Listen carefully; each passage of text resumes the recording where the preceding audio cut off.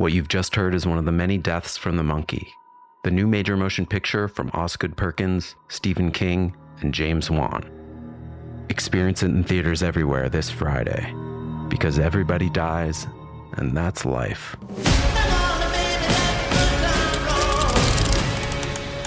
Let's have some fun. At T-Mobile, our critical mission is providing unparalleled 5G coverage for when connectivity is mission critical. Introducing T-Priority, America's best 5G network experience for first responders, even in times of congestion. More capacity, faster speeds, better coverage. T-Priority from T-Mobile, built for tomorrow's emergencies, ready today. Discover more at t-priority.com. For qualifying organizations on eligible rate plans, coverage not available in some areas and may be impacted by emergencies. Hey everyone, and welcome back to Big Mad True Crime, where we get big mad over true crime. I'm your host, Heather Ashley, and today's case is one that I've gotten request after request after request for: the murder of Egypt Covington. I intended on doing this case in one episode until, after finishing my research, I was able to get in contact with her brother and his fiance, and well, there's so much more to this case than meets the eye. So for episode 1, we'll go over the murder of Egypt Covington, what the media tells you. Small talk sucks, so let's dive in.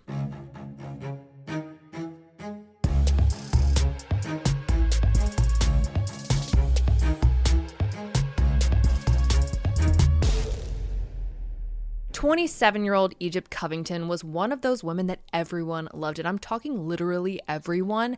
Everywhere she went, she met someone who became a friend, and she ran into someone who already was one. MLive says that her siblings used to call her Kevin Bacon because of the movie 6 Degrees of Separation. She never met a stranger. She worked as a beer and wine distributor for Rave Associates out of Ann Arbor, Michigan, and day-to-day would go to different restaurants and bars in the area, filling their orders and, as always, making an impression. She was known for her infectious personality, her kindness, and her $1,000,000 smile. And the fact that she never hopped on the gossip train, which is a hard train to stay off of, but she was just never interested. Did I mention she was beautiful, like born that way kind of beautiful, like I woke up like this kind of beautiful? And if all that wasn't enough for you to want to be her when you grow up, she could sing too.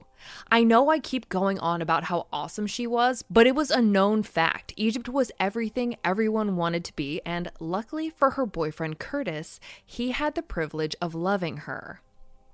They were those people who always had a thing for one another and dated here and there, but it was just never the right time. However, in early 2017, the stars seemingly aligned for them.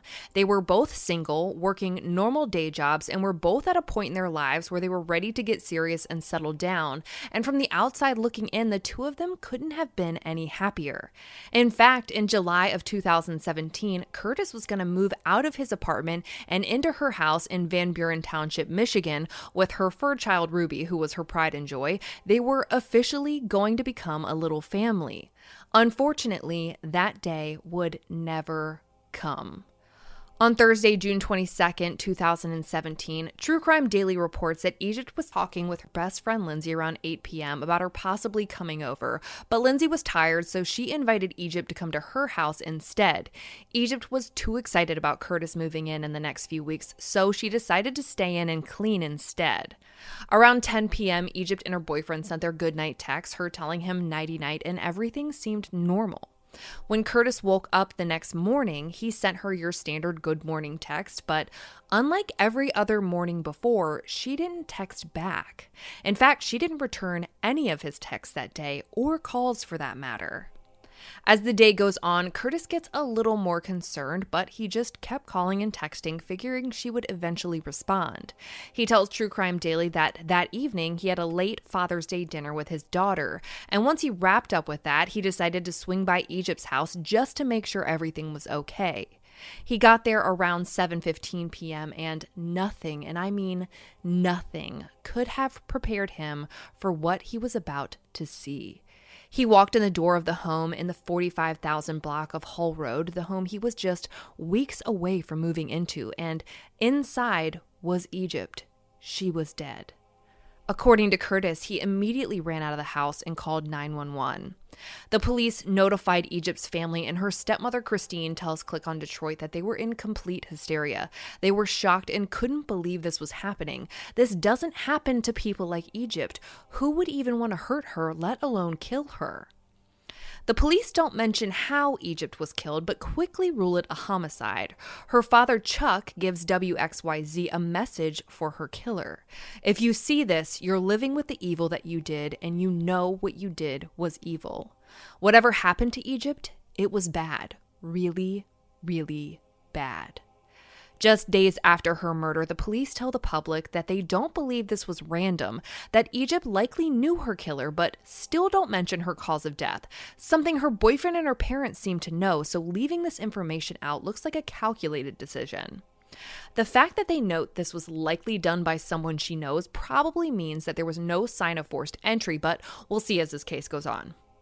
The community is devastated. The loss of Egypt was a statement. She was someone they all knew and loved, and someone who loved them all so openly and genuinely. Her parents quickly put together a GoFundMe account so that they can put up a plaque in her honor at one of her favorite parks. She was really into yoga. In fact, she was working on becoming an instructor and would always do it outside if she could.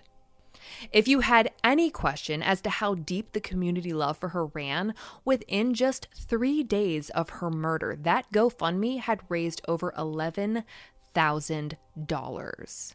On the 16th, Click on Detroit posted an article saying that Egypt had been shot in the head, but that information was later removed. When we see this happen, it usually means police are purposefully withholding specifics about the case, hoping someone they interview will share information about the crime that only the killer will know. They also report that police have spoken to multiple people who have all come in willingly, but as of yet, there have been no named suspects or persons of interest. The Van Buren Township Police does, however, mention that they've sent off some evidence to the Michigan State Police, so it sounds like there may have been some DNA collected at the scene. Chuck Covington, her father, talks with CBS Detroit later that same day and confirms what we suspected earlier, that there was, in fact, no sign of forced entry into Egypt's house. On the 27th, the lead detective on the case confirms with MLive that they're limiting the release of information about the investigation, like the cause of Egypt's death, because they have details that only her killer would know. Yeah, we called that. But at this point, the beans have kind of already been spilled, whether they were redacted or not. Ironically, the following day, the exact same news station is the first mainstream media source to confirm Egypt was in fact shot in the head without removing it later. Her father is a no-holds-barred badass who tells MLive, "I call out for anyone that knows anything to talk to police because this entity, this animal, this pathetic son of a bitch, whoever could have done that, death isn't good enough for them. That doesn't bring her back." On June 30th, Click on Detroit adds a new piece to Egypt's puzzle. Not only was there no forced entry, but there was no sign of a struggle either. Egypt was 5'10" and worked out on the daily. The girl could bench 200 pounds. She wouldn't be one to go out without one hell of a fight, which makes me wonder if she was shot in the back of the head. If she saw a gun coming towards her, you would think there would be some kind of natural fight or flight response. But if she was shot in the back of the head, she never would have seen it coming, thus no sign of a struggle. For this to happen, for someone to get into her house and have the opportunity to kill her without her fighting back, it would have had to have been someone she knew, someone she never would have thought would try to hurt her. A vigil is held in her honor on July 1st. It was originally going to be held at Fraser's Pub, where she had won their Country Idol contest the year before, but there was such an overwhelming response that they had to have it at a larger venue, the Arbor Brewing Company microbrewery. Almost 500 people attend and actually max out the space's occupancy. Instead of a moment of silence, they have 27 seconds of applause for Egypt, 1 second for every year she blessed the lives of those around her. During the event, they ask everyone to be good and be good to one another because that's what Egypt was. She was good to anyone and everyone she met. The brewery announces that they plan to create a new brew in Egypt's honor, which they'll call A Girl Named Egypt, which was coincidentally her Instagram handle. The Instagram she last updated the last day anyone ever heard from her. The beer winds up being a double white IPA brewed with passion fruit, elderflower, and peach, and comes in a box with a gorgeous photo of Egypt in her larger-than-life smile front and center. At this point, her GoFundMe had reached over $16,000 in donations, which far exceeded the amount needed for that memorial plaque. So, in addition, they created an annual scholarship in her name for students studying music at Belleville High School. That's not all they do, though. In honor of her love for animals, they also donate a portion to the Dragonfly Rescue, and the rest is donated to Sage House Ann Arbor, a shelter for women who have fallen victim to domestic abuse and sexual assault. All of the donations from the GoFundMe have had a specific tie to Egypt's life, and though the family doesn't specify exactly why they chose to donate to a women's shelter, I don't think it's a coincidence. I think there's something more, something we don't know about yet. The police update Detroit News and say they're narrowing down their scope. They don't say much more, but it sounds like they're headed down the path of a person of interest. With that update, you'd assume the case would make some moves, but more than a month goes by without even a single mention of Egypt or her murder. It was almost like after the vigil, people just stopped talking about it, at least in the media. Lamar Advertising comes through in the Covington's family time of need, and they donate 6 billboards to the cause, one on 94, another on 96 West, and 4 others around the area. Her face is plastered above the highway with the message, seeking information relating to the death of Egypt Covington, Van Buren Township, Friday, June 23, 2017, with the instruction to email any information to the Van Buren Township Police. The date is interesting. The last time she was ever heard from was Thursday the 22nd, but reading between the lines, it looks like they believe she was killed sometime after midnight, which would be at least 2 hours after her and her boyfriend said their goodnights. Her official obituary also lists her date of death as the 23rd. I'd love to tell you that updates continued to trickle in, but they did not. Months and months and months pass before anyone hears anything about Egypt's case, and when they do, it's not from police, it's from her mother. In March of 2018, after 9 entire months with no movement in her daughter's case, Tina decides it's time to hire a private investigator, and who can disagree at this point? 9 months seems like plenty of time to get that evidence back from the state police. Were there any cameras around the area where she was killed? There was a church and a gas station just down the road. What about her neighbors? Did they hear or see anything? What about a tower dump? You guys know I love tower dumps. Whose cell phones were in the area of Egypt's house the night she was murdered, and who's left the area afterward? This seems like such a solvable case, especially considering we know it was likely done by someone she knew. You've already got a narrowed down suspect pool, so why is it not playing out that way? To ease the community's concerns, a lieutenant at the Van Buren Police Department tells Fox 4 that tips are still coming in daily, that they're still waiting on results from the lab, which frankly seems to be taking forever, and that they plan to involve the FBI soon. He also says that they're zeroing in on a suspect and hope to release his or her name in the near future. So there's hope. And while this article brings some optimism to the case, it also adds a little darkness.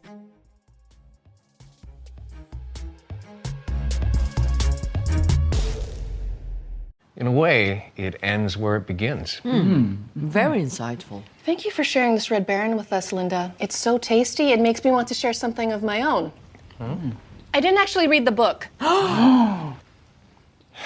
Me neither. I watched the movie last night. I judged it by its cover. I haven't read a book since middle school. I'm secretly seeing 2 other book clubs. But I can't even read. I'm not really Gary. He just paid me to be here. Sharing Red Baron pizza can lead to more sharing.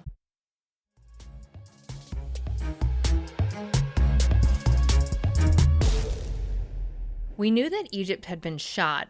Then we found out she'd been shot in the head, but Fox 4 adds a new detail to the crime. Egypt had been bound. Which kind of changes the lack of a struggle situation. Sure, tying someone up might create a struggle, but once they're bound, there's not really much they can do, and now you have all the time in the world to clean up your mess. Knowing she was bound, you have to ask whether or not her killer came to her house with the tools to bind her, or if that was something they did in the heat of the moment with something lying around. In the Sierra jogging case, we saw duct tape and zip ties, all something her killer took with him when looking for victims, which proved that it was clearly a premeditated event. We already know there was no sign of forced entry. The lack of a sign of struggle is kind of moot, knowing she was bound. So what she was bound with might shed some light on what exactly might have happened that night. We already know whoever it was came to her house with a gun, but plenty of people carry guns legally and don't shoot people with them. And plenty of her friends did have concealed carry permits, but if her killer came with a gun and something to tie her up with, we go from this possibly being a crime of passion in a fit of rage that wasn't necessarily planned to a mission that was carried out by a perpetrator who had one thing and only one thing in mind when they stepped foot in her house. In the true fashion of this case, another full month passes with no updates. Her mother makes contact with the media again, sharing her outrage that her daughter's case doesn't seem like it's being taken seriously. And just like that, a person of interest is named. And no updates on any results from the lab or what led them to this person. We just get a name. Kenneth Mahalik. The only person Egypt dated in the interim of her and Curtis's relationship. I couldn't find him listed on her Facebook friends list, but I did find 8 other people with his last name, which isn't exactly common. Clearly, while Kenny and Egypt dated, she got close with his family and remained close enough friends with him that they didn't play the unfriend game once the two parted ways. What's interesting, though, is that Egypt's mom isn't happy about this break in the case. As a matter of fact, she's kind of pissed. In a Facebook group, Tina posted that Kenneth had been questioned by police early on in this case, and I'm talking for hours on end. According to her, he voluntarily allowed searches of everything he owned, including his phone, and nothing has changed, so why all of a sudden has his name been thrown out there?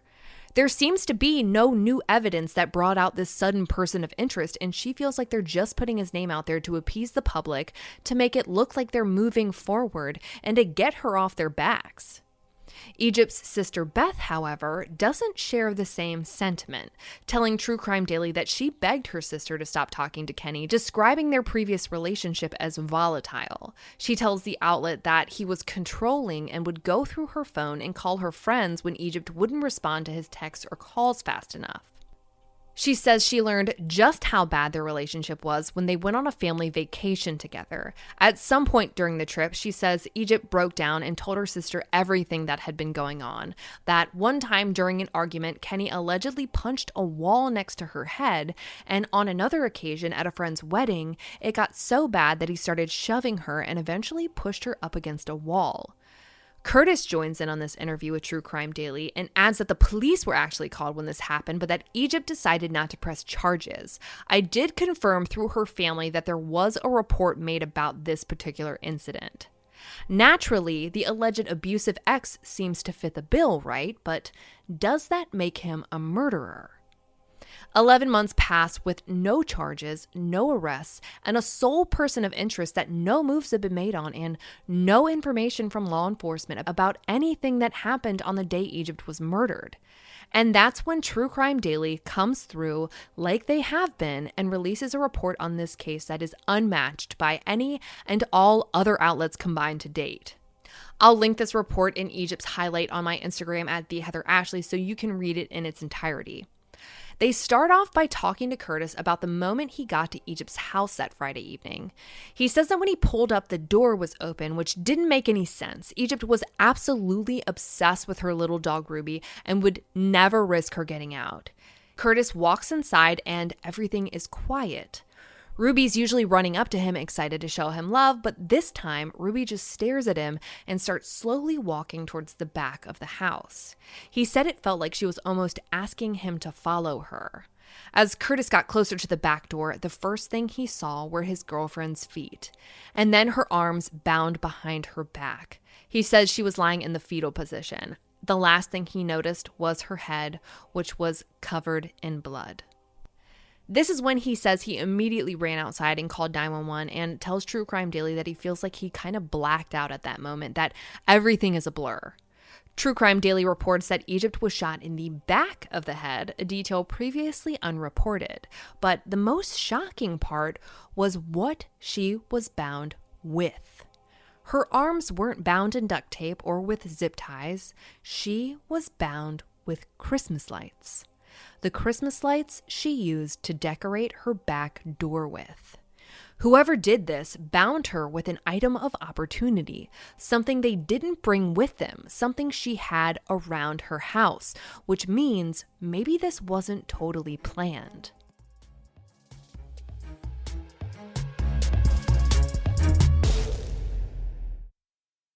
Empower. Claire is practicing her breathing for her upcoming yoga retreat in Bali. Has she ever done yoga before? No. But Claire worked with Empower on her savings and investment strategy. She got good at money, so she can be a little bad. Empower. Invest well, live a little. Join our 19 million customers today at empower.com. Past performance is not indicative of future returns. Investing involves risk. You may lose money. Advisory services are provided for a fee by Empower Advisor Group, LLC, EAG, a registered investment advisor with the Securities and Exchange Commission. Om Namaste.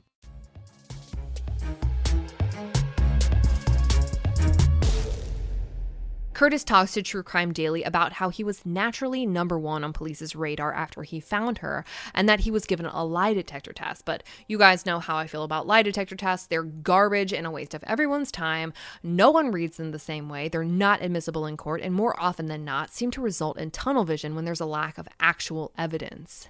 And don't even get me started on what happens when people refuse to take them, which I never would, so go ahead and put me in that box. But let's move on. Next, they talk about Kenny, and it's not pretty. According to Egypt's sister and friends, he wasn't the kind of ex who walked away quietly or ever really seemed to believe that the end was really the end. Her brother told the outlet that Egypt felt like he may have been tracking her somehow because it seemed like everywhere she went, Kenny was there. About a month before she was killed, Egypt spent the night at Curtis's place, and he tells them that he watched Kenny's truck pull into his apartment complex parking lot and stop right behind Egypt's car. Curtis watched as Kenny got out of his truck, walked around Egypt's car, peeped through her windows, and then got back in his truck and drove off. When Curtis confronted him about it, Kenny claimed that he just happened to be in the area when he saw her sunroof open in the rain. Less than a week before Egypt was killed, she went to the Belleville National Strawberry Festival, and guess who just so happened to show up? Kenny.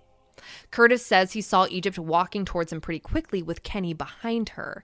Egypt tells him that Kenny somehow found out that he was moving in with her and that he wasn't happy about it.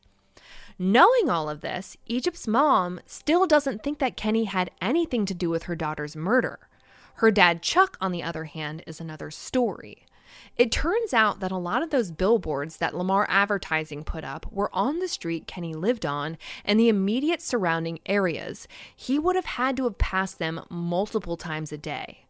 Chuck told True Crime Daily, "This is where I break from what my daughter would want me to say, but I hope the killer walks by there, drives by there, and gets so aggravated that they put a gun in their mouth and take care of it for all of us." They try to do an interview with Kenny, but he has a lawyer and has since he was taken in for questioning the day after Egypt's murder. He requests that all questions go through his attorney, but does tell them that he was never abusive towards Egypt.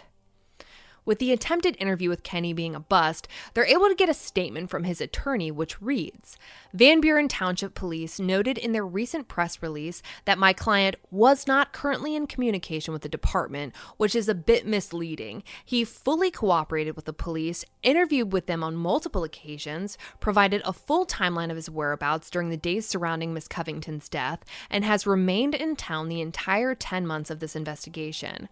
Further, since being retained to represent him in late June 2017, I have reached out and spoken with Van Buren Township Police on dozens of occasions, asking for updates and seeing if they needed anything from us," which kind of aligns with Tina's concerns about them listing him publicly as a person of interest. Why now? What changed? True Crime Daily finishes up their article by saying that police are still, I repeat, still waiting on DNA evidence to come back from the lab, which seems insane. But I think a round of applause needs to go out to them for the incredible lengths that they went to report on this case. They did more to thoroughly cover Egypt's case than any other outlet had at that point, so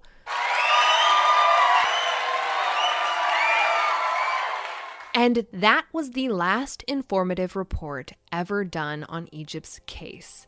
That was April of 2018. It has been more than 3 years since Egypt was killed, and there have been no updates on that mysterious DNA evidence. They haven't escalated their person of interest to a suspect. There have been no charges. Absolutely no new information has been shared that would indicate this case is still active and ongoing. In early 2020, Fox 4 spoke to Egypt's mom, who says that investigators have stopped talking to her altogether.